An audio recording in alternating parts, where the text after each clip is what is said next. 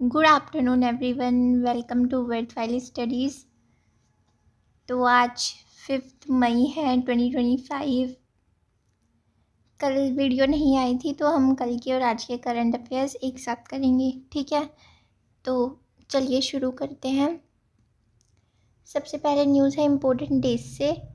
तो कल 4 मई को हम क्या ऑब्जर्व करते हैं? इंटरनेशनल फायर फाइटर्स डे, ठीक है। फायर फाइटर्स तो तुमको पता ही होगा, जो लोग हमें आग से बचाते हैं, है ना, जो लोग फायर को कंट्रोल करते हैं।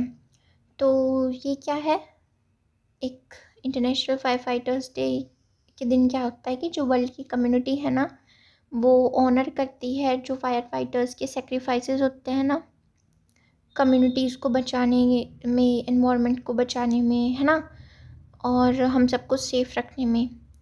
तो उनको ऑनर करने के लिए ये दिन ऑब्ज़र्व करा जाता है, ठीक है। अब आगे चलते हैं। अगली न्यूज़ है, अगला इम्पोर्टेंट दिन है वर्ल्ड लाफ्टर डे। जैसा कि तुमको पता ही होगा कि भाई लाफ करना कितना ज़रूरी होता है, हंसना कितना ज़रूरी होता है। तो इसी के लिए 4 मई को इसका दिन बना दिया, ठीक है। तो इसका एम क्या है? ताकि ये जो अवेयरनेस है वो रेज कर सके किसकी? लाफ करने के, हंसने के जितने बहुत सारे बेनिफिट्स होते हैं कि भाई मूड अच्छा होता है, वाइब अच्छी होती है, माहौल बढ़िया बनता है और खून ज़्यादा बनता है, सुना है ना तुमने। तो काउंटलेस बेनिफिट्स हैं हंसने के। तो उसके लिए वो इसका एम है कि उसके लिए अवेयरनेस रेज करना, ठीक है। ये दिन हमको क्या करता है? इनकरेज करता है रिलैक्स होने के लिए और हमको खुल के हंसने के लिए, और जो लाफ्टर एक्सरसाइजेज होती है ना, तो उनमें भी पार्टिसिपेट करने के लिए, ठीक है। अब आगे चलते हैं। अगली न्यूज़ स्पोर्ट्स से है। तो खेलो इंडिया यूथ गेम्स कल से स्टार्ट हुए हैं, 4 मई से 15 मई तक चलेंगे, ठीक है। कौन सा एडिशन है ये? 7th एडिशन है, ठीक है। लगभग इसमें 10,000 यंग एथलीट्स पार्टिसिपेट करेंगे पूरे कंट्री में से। और खेलो इंडिया यूथ गेम्स शुरू कहाँ हुए हैं, मतलब ये 7th एडिशन कहाँ पे शुरू हुआ है? तो बिहार इसको होस्ट करा रहा है, ठीक है, अपने अलग अलग सिटीज़ में। जैसे कि कहाँ कहाँ पे? पटना में हो रहा है, राजगीर में, गया में, भागलपुर में, बेगूसराय में, ठीक है, याद रखना। अब आगे चलते हैं। अगली न्यूज़ भी स्पोर्ट्स से है। तो इनका नाम है शुभाशीष बोस एंड सौम्या गोगुलोथ, ठीक है। तो ये बने हैं AIFF के प्लेयर्स ऑफ द ईयर, ठीक है। तो अब देखो, मोहन बेगन सुपर जायंट्स के हैं ये शुभाशीष बोस, और ईस्ट बंगाल की हैं सौम्या गोगुलोथ, ठीक है। तो इनको ऑनर करा गया है men's player of the year और women's player of the year. किसका? ऑल इंडिया फुटबॉल फेडरेशन का, ठीक है। कौन से सेशन के लिए? 2024-25 सेशन के लिए, ठीक है। अब आगे चलते हैं। अगली न्यूज़ है ECB ने, ठीक है। ECB क्या है? England and Wales cricket board है। तो उन्होंने अभी अनाउंस करा है कि ट्रांसजेंडर वुमेन को ना बैन कर दिया है वुमेन्स और गर्ल्स क्रिकेट से, ठीक है।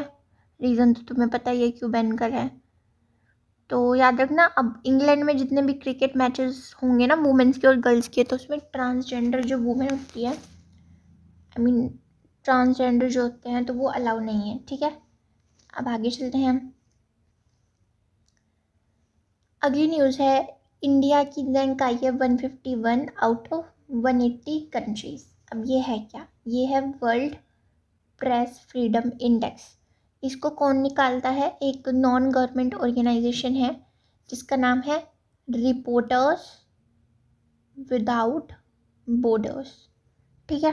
तो वो ये रैंकिंग जो है, ये इंडेक्स जो है वो रिलीज़ करती है, वर्ल्ड प्रेस फ्रीडम इंडेक्स। कब से? 2002 से। तो इंडिया की इस साल की रैंक क्या आई है? 151, ठीक है, याद रखना। अब आगे चलते हैं। अगली न्यूज़ है, ऑस्ट्रेलिया के अभी नए PM बने हैं। नए नहीं हैं, पहले भी यहीं थे और अब ये सेकंड टर्म के लिए जीत गए हैं। ठीक है, तो इनका नाम क्या है? इनका नाम है पीएम एंटोनी अल्बनीज़। ठीक है, तो याद रखना ऑस्ट्रेलिया के सेकंड टर्म में पीएम बने हैं एंथनी अल्बनीज़। ठीक है, ये है पीएम वो। अब आगे चलते हैं। अगली न्यूज़ है, सेंटर ने अभी अप्रूव कर दिया है एक नई मिसाइल टेस्टिंग रेंज। कहाँ पे? आंध्र प्रदेश में। सबसे पहले इस मिसाइल टेस्टिंग रेंज का नाम क्या है? नवदुर्गा। ठीक है, ये कहाँ पे इसको मतलब अप्रूव करा है? आंध्र प्रदेश में। आंध्र प्रदेश में कौन सी जगह? नागाया लंका। ठीक है, तो यहाँ पे इसको अप्रूव कर दिया है नवदुर्गा मिसाइल टेस्टिंग रेंज को। किसने किया है? कैबिनेट कमेटी है सिक्योरिटी पे। ठीक है, कैबिनेट कमेटी ऑन सिक्योरिटी, इसको लेड कौन करते हैं?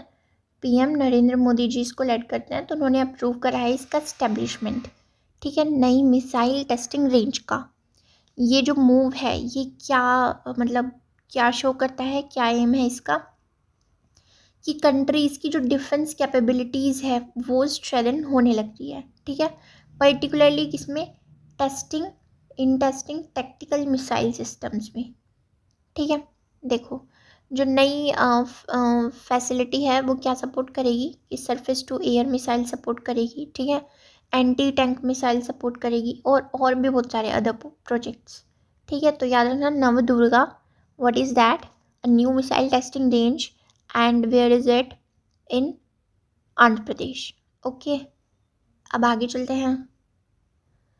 अगली न्यूज़ है, बाबा शिवानंद जी हैं, थे अब तो 128 ईयर की एज में इनका हो गया है निधन। किस वजह से? Due to health complications. अच्छी खासी एज थी, वैसे हेल्थ कॉम्प्लिकेशंस तो आ ही सकते हैं, बट यार ये इतना जी गए मुझे लगता है क्योंकि ये जो थे वो थे योगा प्रैक्टिशनर, तो मुझे लगा इसलिए ये इतना जी गए। तुम लोगों को भी योगा शुरू कर देना चाहिए। तो देखो, स्पिरिचुअल गुरु थे, ठीक है, योगा प्रैक्टिशनर थे बाबा शिवानंद, और इनको पद्मश्री भी मिला था। ठीक है, पद्मश्री अवॉर्डी थे। कहाँ पे इनका निधन हुआ? वाराणसी में रहते थे, वहाँ पे इनका निधन हुआ। ठीक है, ड्यू टू हेल्थ कॉम्प्लिकेशंस। अब आगे चलते हैं। अगली न्यूज़ है, सोबो मुंबई फैल्कन्स ने अभी किसको ब्रांड एम्बेसडर बनाया है अपना? लीजेंड कपिल देव जी को। ठीक है, याद रखना सोबो मुंबई फैल्कन्स के ब्रांड एम्बेसडर कौन बने हैं? Kapil Dev ji. Okay, so that was all. Thank you. Subscribe our YouTube channel Worthwhile Studies for daily current affairs video, और हमारे टेलीग्राम चैनल को भी ज्वाइन कर लो। इन वीडियोस के पीडीएफ वहाँ पे आ जाते हैं। जय हिंद।